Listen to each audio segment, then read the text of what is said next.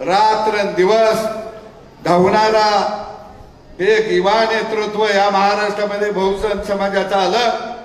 आमच्या बरोबर आदरणीय भाऊ हे खंद्याला खंदा लावून उभा आहे।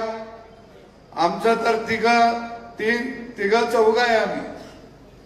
असा सुगाव कुठं काय लागला की आम्ही लगेच हातात हात घालतो। अरे कुणाला आता मी बातमी ऐकली भाऊ,